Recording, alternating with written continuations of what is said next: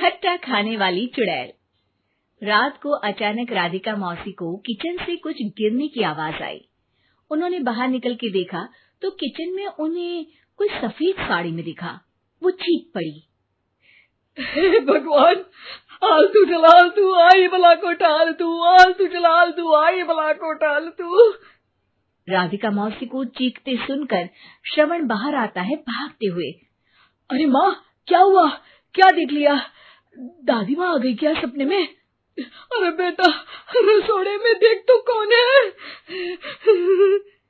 श्रवण रसोड़े में झांक कर देखता है और उसे कोई नहीं दिखता अंदर। अब रसोड़े में तो कोई नहीं है माँ। कोई सफेद साड़ी में नहीं है क्या? नहीं माँ, कोई भी नहीं है। चिल्लम चिल्ली की आवाज सुनकर काजल भी वहां आ जाती है।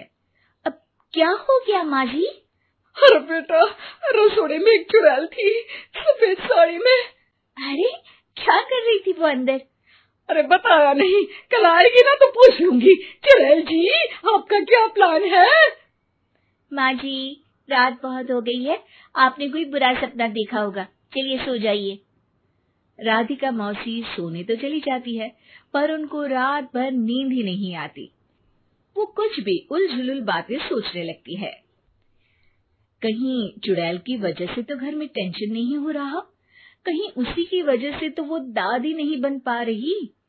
सुबह जब राधिका मौसी रसोड़े में छानबीन करती है तो पाती है कि नींबू का अचार गायब है।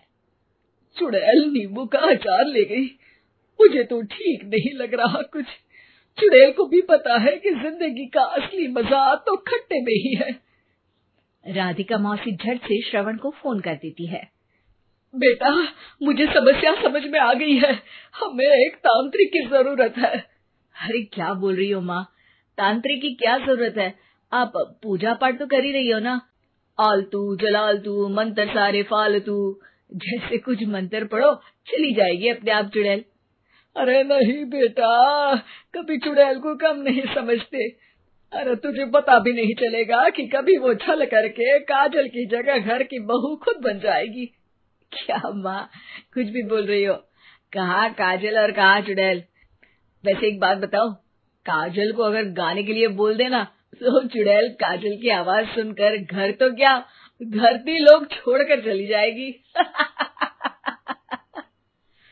तुम ना पढ़े लिखे बच्चे हर चीज को मजाक समझते हो। तुम रहने दो, मैं खुद ही तांत्रिक को बुला लेती हूँ। अच्छा सुन, शाम को इमली लेके आना। क्या है कि चटनी खाए बहुत दिन हो गए है ना? नहीं माँ, इमली तांत्रिक से ही मंगवा लो ना, आटा वगैरह भी उसी से पिसवा लेना। देखो मुझे काम करना है। श्रवण रात को कई तरह की सब्जियों के साथ माँ के कहने पे चटनी के लिए इमली भी ले आया था, लेकिन राधिका मौसी के दिमाग में अलग ही फिल्म चल रही थी। उन्हें अब सिर्फ शक ही नहीं यकीन होने लगा था कि शायद चुड़ैल ने श्रवण पर अपना जाल बिछा दिया था, जिस वजह से श्रवण उनकी बात ही नहीं मान रहा था। पर कोई नहीं, आने वाली रात में राधिका मौसी खुद तैयार हो गई चुड़ैल को पकड़ने के लिए। रुद्राक्ष की माला, तुलसी का पत्ता, हनुमान चालीसा सब हाथ के पास ही था, बस चुड़ैल का इंतजार था। और जैसा राधिका मौसी ने सोचा था वैसा ही हुआ। वो चुड़ैल उस रात भी आई, पर वो राधिका मौसी से तेज निकली और राधिका मौसी के उससे पकड़ने के पहले ही वो भाग खड़ी हुई।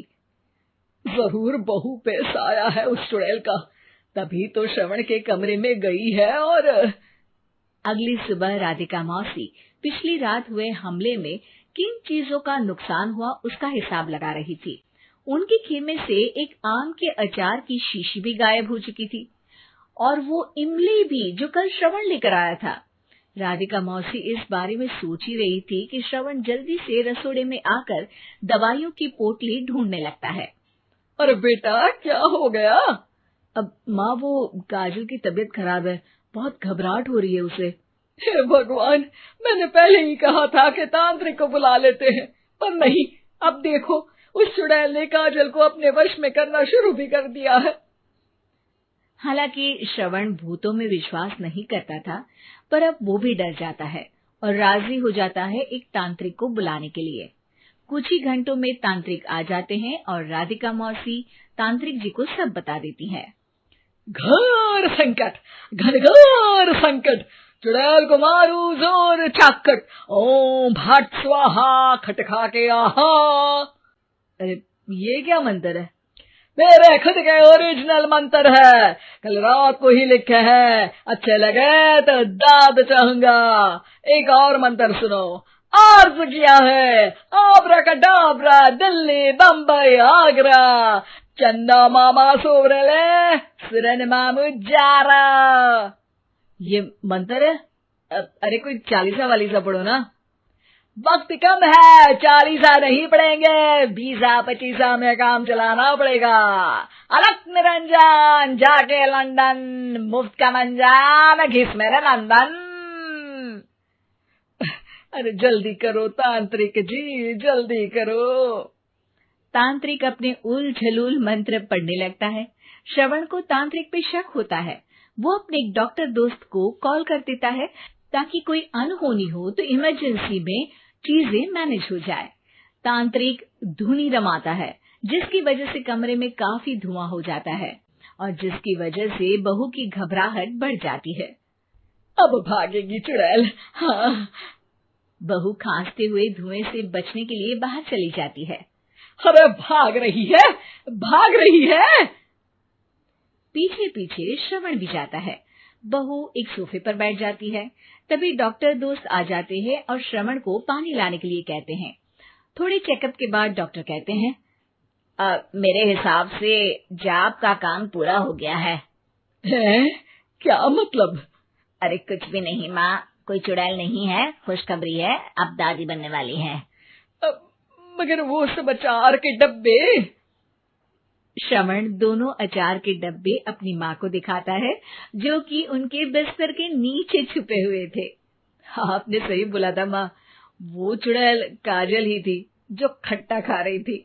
हमें कल ही पता चला, पर हमने आपको ये तांत्रिक वाला काम करने दिया ताकि आपको भरोसा हो जाए कि भूत वगैरह कुछ होता ही नहीं। अच्छा अच्छा, ये तो बड़ी खुशी की बात है, पर बेटा मुझे एक झाड़ू तो ला दे। क्यों माँ? ये तांत्रिक का भूत उतारती हूँ मैं। अब तांत्रिक राधा मौसी के डर से घर से भाग निकलता है और राधा मौसी उसके पीछे भागती है। अरे संकट ये घनघोर है, तांत्रिक मुआ चोर है।